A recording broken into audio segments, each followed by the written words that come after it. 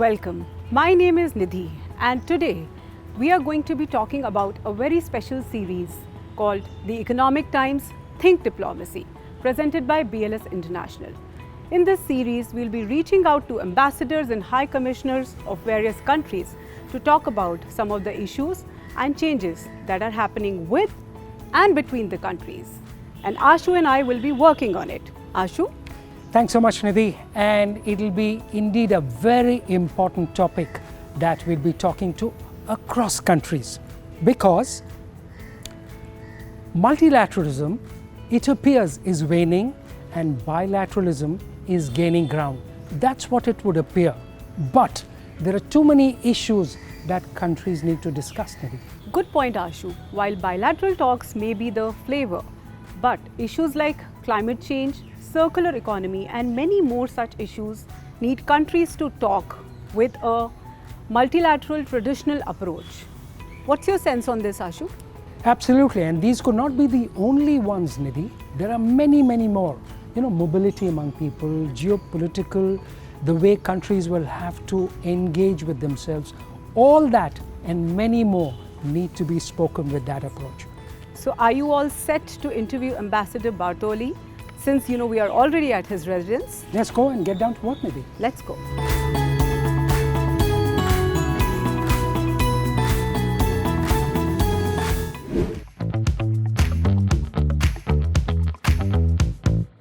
Thank you so much, Ambassador Bartoli, for taking out the time to speak to us.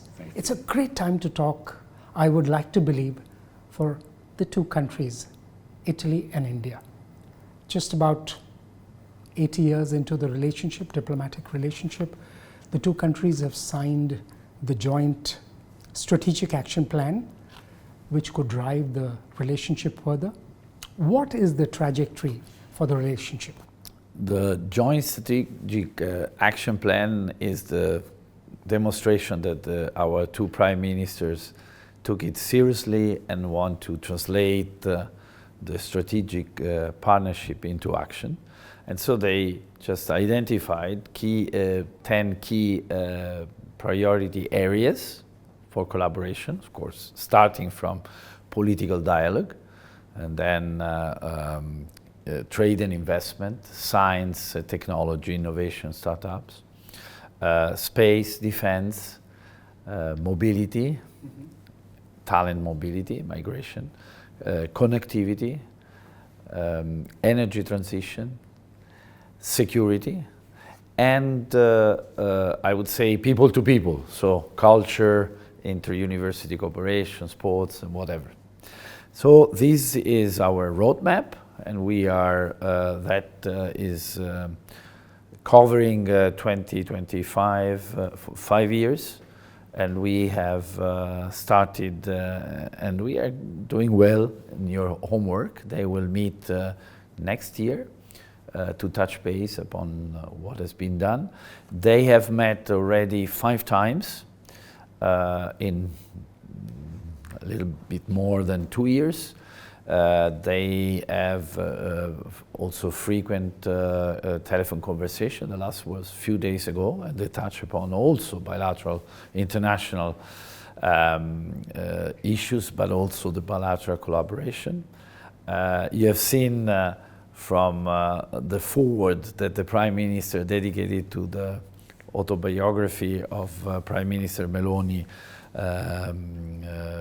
about to be published in India, that defines Meloni, the very symbol of Nari Shakti, and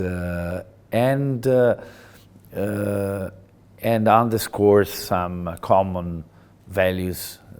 Ancient civilization, the attention given to tradition, identity, but also thirst for the future that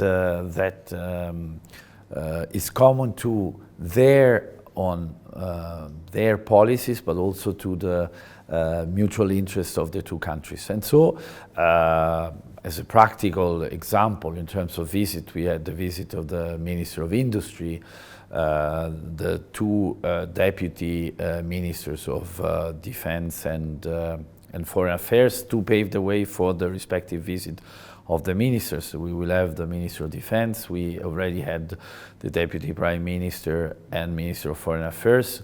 He will come back by the end of the year.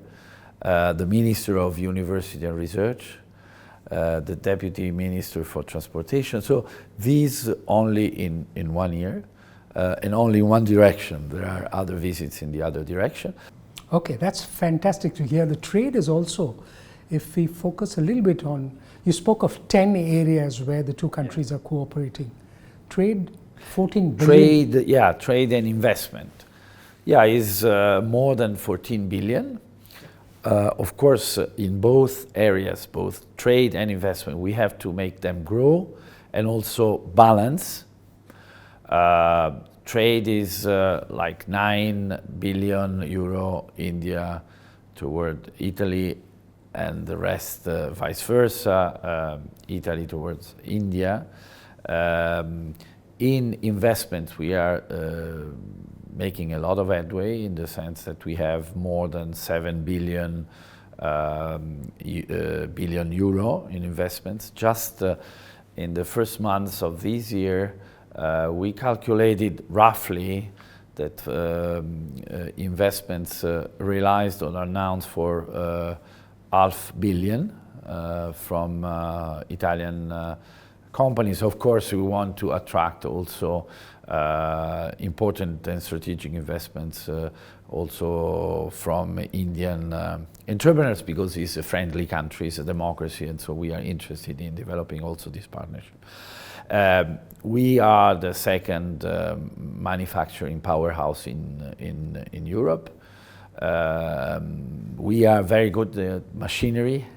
40% of our exports here, machinery, and I think that once again there is a complementarity, because you want to develop more and more industry.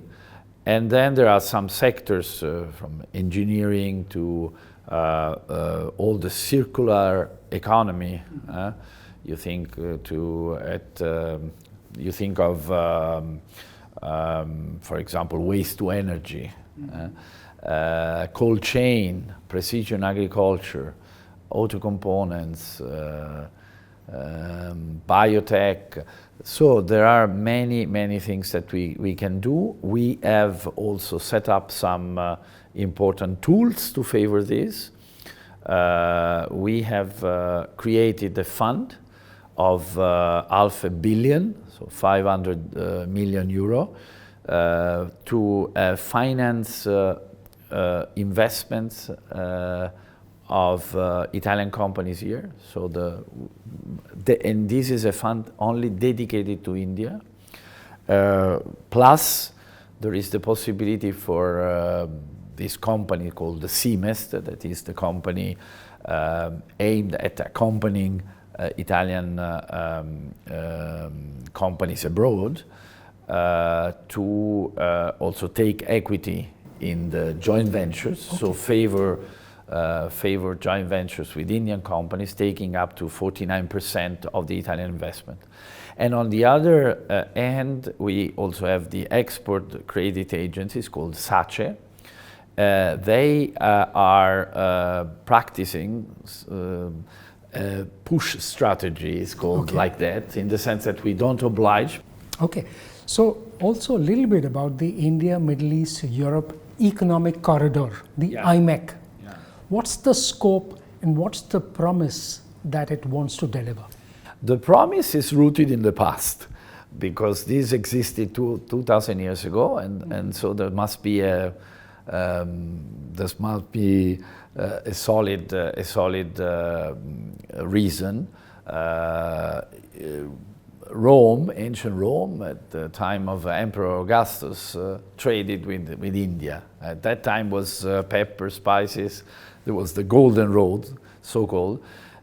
So when Abe, the prime minister, Japanese prime minister, called Indo-Pacific, now the convergence of two seas, we say that there is the convergence also of this big area and the area of the Mediterranean basin, where And in the two areas, I mean, Italy and India are natural protagonists because there are platforms in the respective seas, or two peninsulas, and so are the natural terminals of this corridor that is for goods, but also for the goods of this century, data. And that's why an Italian company, Telecom Italia Sparkle, is posing a cable underwater to build high-speed data highway between Mumbai and Genoa. I think that corridors, I mean, every country is worried about being the terminal, but I think it's a bundle of routes, and at the end of the day, it's the market that decides that. I think that Italy is advantaged for several reasons, for the geographical position, and within Italy, certain ports, for example, Trieste was the port of the Austrian Empire, so is the port of all Europe, the heart of Europe, is a natural gateway, is a free port. Absolutely. Also, while the IMEC will play its role, the plurilateral efforts that are being made by India and some other countries, the International Solar Alliance, you see the Global Biofuels Alliance, it addresses a lot of those key issues, sustainability, which matters to everyone. How are the two countries looking to cooperate?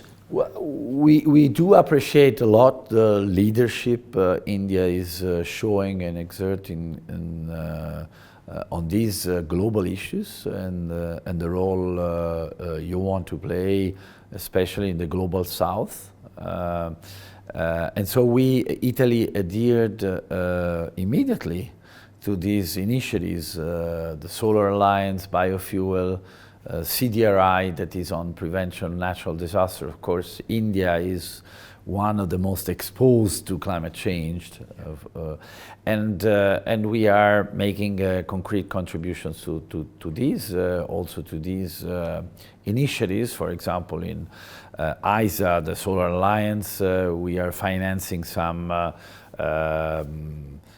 centers in sub-Saharan Africa.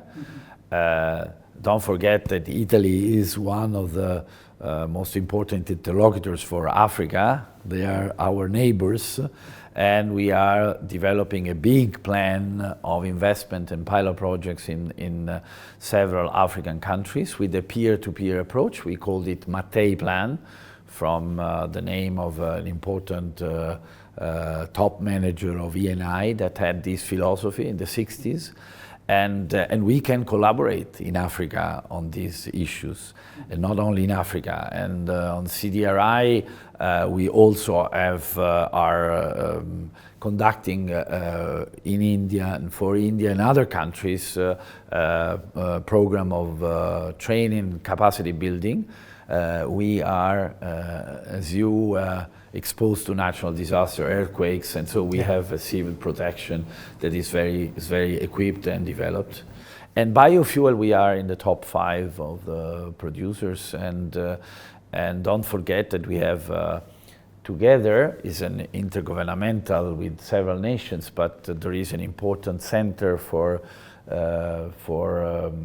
biotech, life sciences that is in Trieste, Delhi. Yeah, so some of those sustainability issues for aviation, where absolutely sourcing the fuel. Aviation and shipping, we were talking about the IMEC.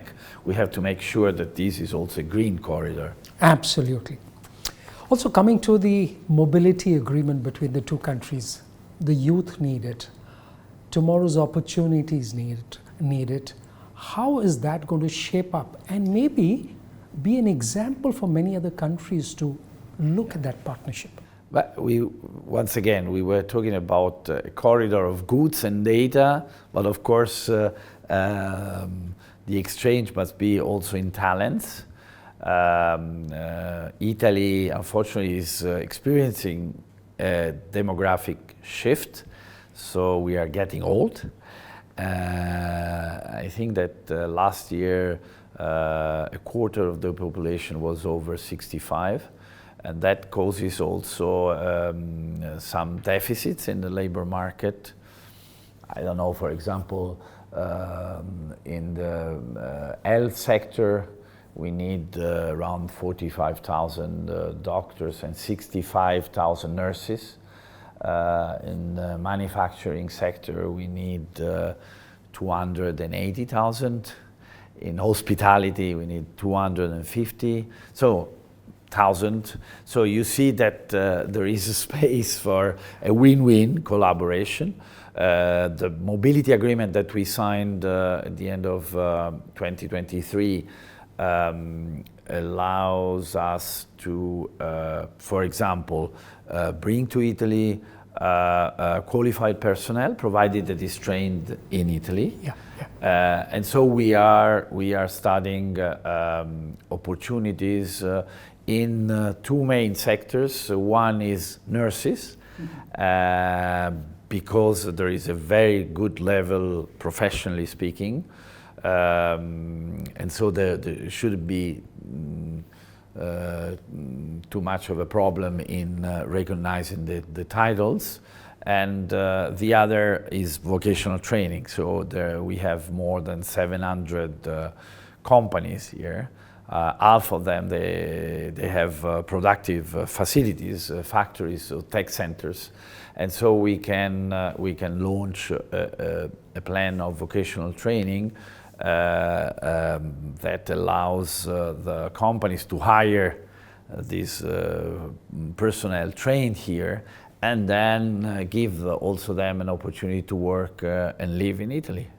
I think is, and then of course we are enhancing the collaboration between universities. So that also gets me to the point of innovation and where the two countries want to collaborate. Yeah. And if you get the right innovators, the enhancing the quality of the Absolutely. people who come to Italy will also be just about the way you're looking at. Absolutely. What is the scope of this innovation to grow? This is one of the key issues in our mission, I think. You have a brilliant and a basin of brilliant and talented human beings, engineers, innovators. You are the third country in the world for the number of unicorns. Of course, it's due to the large population, but also the vibrant dynamism. I've visited several IIT. I remember in Chennai, for example, they produce more than one patent per day, Sunday and Saturdays included. So it's amazing. And what we would like to do is we have set up, there are 35 clusters in the main sectors, AI, quantum, biodiversity, life sciences, you name it, and uniting the best universities and research centers and companies. And so we want to put these clusters in dialogue with yours. And the Deputy Prime Minister already announced the launch of an initiative, an Italian Indo-Italian initiative on innovation, basically to create a center, an Italian center in India, engaging three components. Startups, so every year we will decide specific sectors, agri-tech, food tech, fintech, life sciences, and have here the best startups, Italian startups, for acceleration programs in different hubs in India, according to the sector.